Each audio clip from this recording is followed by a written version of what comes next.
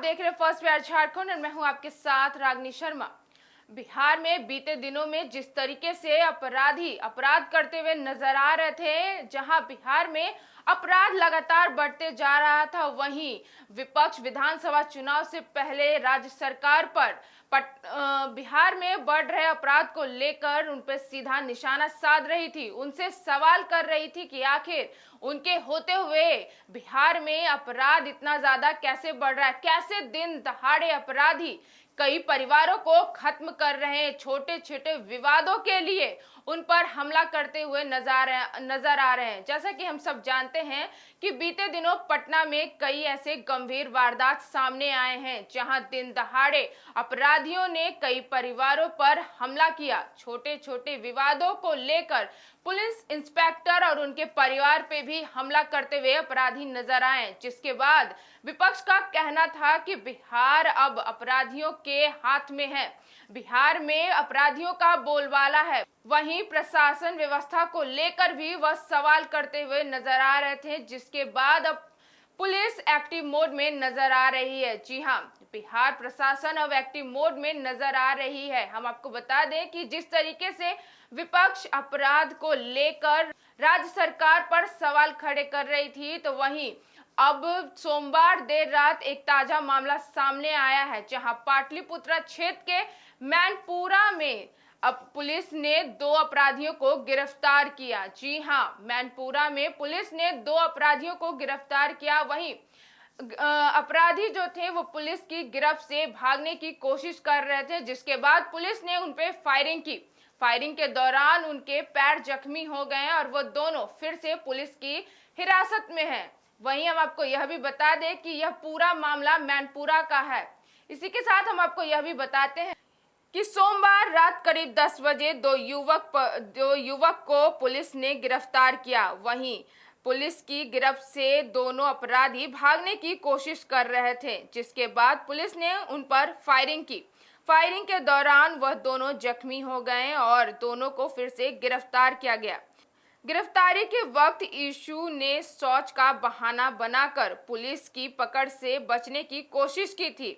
इस दौरान पुलिस को उसे रोकने के लिए उस पर फायरिंग करनी पड़ी, जिसके बाद उसका पैर जख्मी हो गया। वहीं आरोपी को अस्पताल में भर्ती कराया गया है, जहां उसका इलाज चल रहा है। पुलिस का कहना है कि आरोपी गिर पड़ा था और फिर दोबारा पकड़ा गया। यह वारदात राजधानी में बढ़ते अपराध और कानून व्यवस्था पर जख्मी सच्चाई को उजागर करती है। वहीं हम आपको यह भी बता दें कि इस पूरे मामले में पुलिस ने ईशू को गिरफ्तार कर लिया है। गिरफ्तारी के दौरान उसे भागने की कोशिश की थी, जिसे रोकने के लिए पुलिस को उस पर फायरिंग करनी पड़ी। वहीं आरोपी का पैर जख्मी हो गया, वह अस्पताल में भर्ती है। इस पूरे मामले की गहन जांच भी चल रही है। वहीं आपको बता दें कि इस गंभीर घटना में नामजद आरोपी ईशू को बीते रात बिहटा थाना क्षेत्र से गिरफ्तार किया गया था।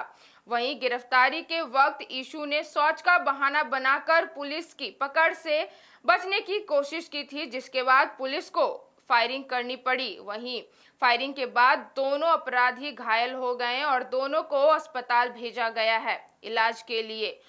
वहीं मैं आपको बता दें कि पटना पुलिस की यह कार्रवाई दिखाती है कि जब सवाल उठते हैं तब जवाब भी दिए जाते हैं।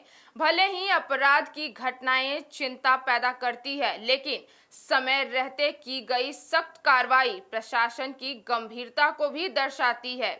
जैसा कि हम सब जानते हैं, चुनावी साल में जनता सिर्फ वादे नहीं, दरअसल कदम देखना चाहती है। इस केस में जिस तरीके से पटना पुलिस ने सक्रियता दिखाई है, वह एक उम्मीद की किरण है।